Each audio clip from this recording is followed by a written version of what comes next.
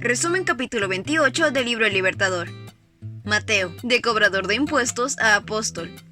La población de Palestina detestaba a los funcionarios romanos. Que una potencia extraña exigiese impuesto era motivo de continua irritación, algo que recordaba al pueblo judío que había perdido la independencia.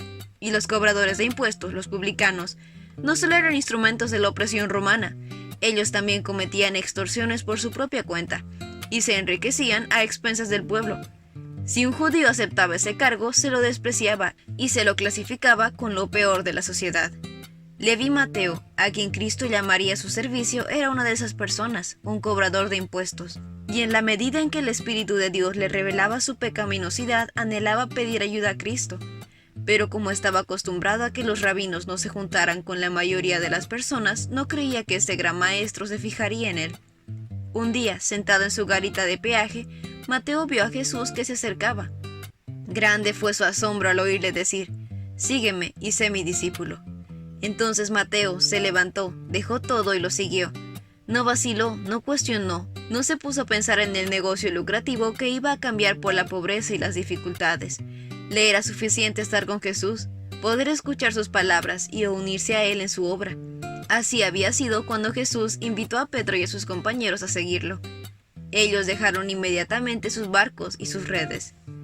Mateo en su riqueza, Andrés y Pedro en su pobreza, ambos enfrentaron la misma prueba.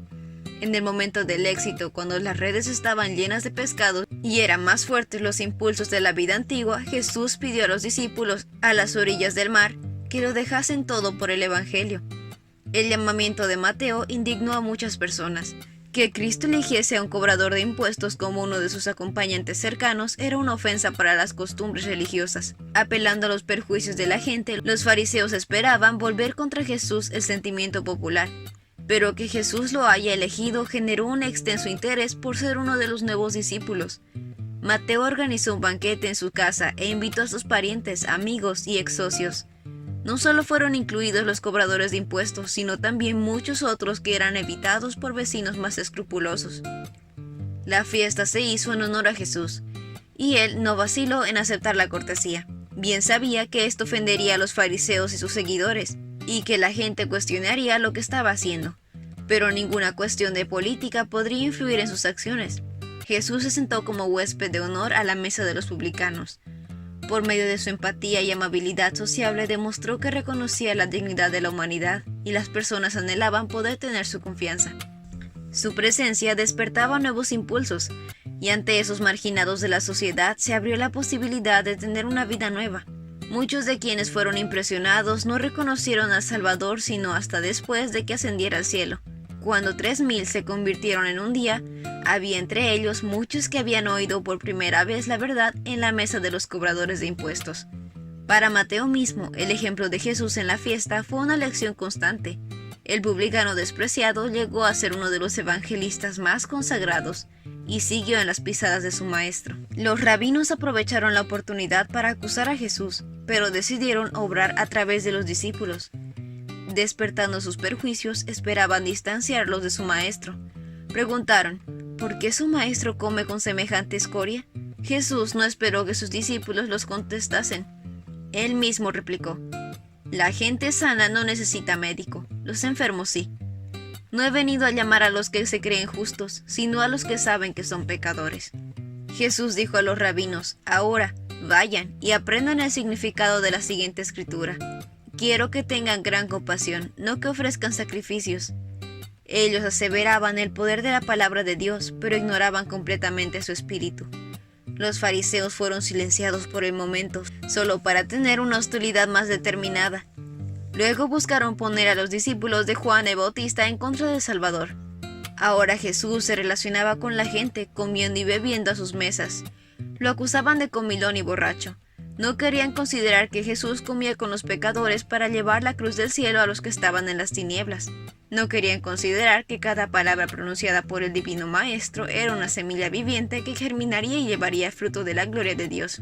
Habían resuelto no aceptar la luz, y aunque se habían opuesto a la misión del Bautista, estaban ahora listos para entablar amistad con sus discípulos, esperando lograr cooperar con ellos en contra de Jesús.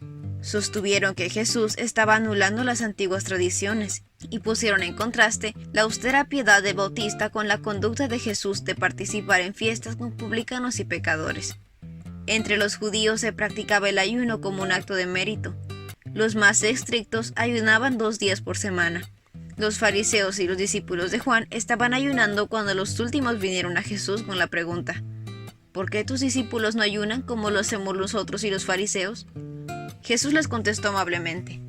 No trató de corregir su concepto erróneo del ayuno, sino solo con respecto a su propia misión. Juan el Bautista mismo había dicho: es el novio quien se casa con la novia, y el amigo del novio simplemente se alegra de poder estar al lado del novio y oír sus votos. Por lo tanto, oír que él tiene éxito me llena de alegría. Los discípulos de Juan no podían menos que recordar esas palabras.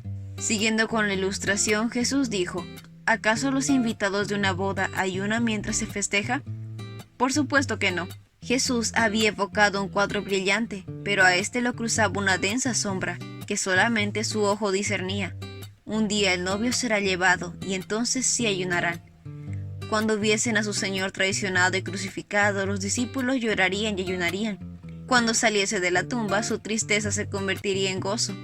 Luego de su ascensión, estaría con ellos por medio del Consolador, y no deberían pasar su tiempo de duelo. Continuando con su respuesta a los discípulos de Juan, Jesús dijo una palabra. Además, ¿a quién se le ocurriría remendar una prenda vieja con una tela nueva?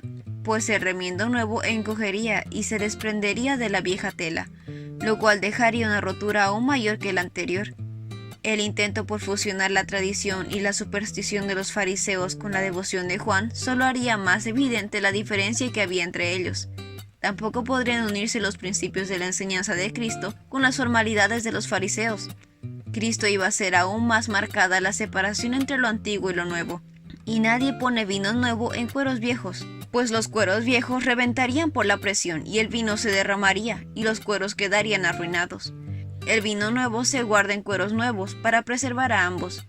Los cueros que se usaban como recipientes para el vino nuevo, después de un tiempo se secaban y se volvían quebradizos, ya no podían servir para el mismo fin. Los líderes judíos estaban firmemente asentados en una rutina de ceremonias y tradiciones. Sus corazones habían llegado a estar como cueros secos. El Salvador se apartó de los fariseos para buscar a otros que quisieran recibir el mensaje del cielo. En los pescadores sin instrucción, en los cobradores de impuestos de la plaza, en la mujer de Samaria, en la gente común que oía gustosamente. Halló sus cueros nuevos para el vino nuevo. Las personas que reciben gustosamente la luz que Dios les envía son sus agentes para impartir la verdad al mundo. La enseñanza de Cristo representada por el vino nuevo. Una religión legal es una religión sin amor y sin Cristo. El ayuno o la oración motivados por un espíritu de justificación propia es abominación a la vista de Dios. Nuestras propias obras nunca podrán comprar la salvación. Cuando renunciamos al yo, entonces el Señor puede hacernos criaturas nuevas. Los cueros nuevos pueden contener el vino nuevo. El amor de Cristo llenará a los creyentes con vida nueva. El carácter de Cristo se manifestará en los que miran al autor y perfeccionador de nuestra fe. Y ese fue el resumen del capítulo 28 del libro El Libertador.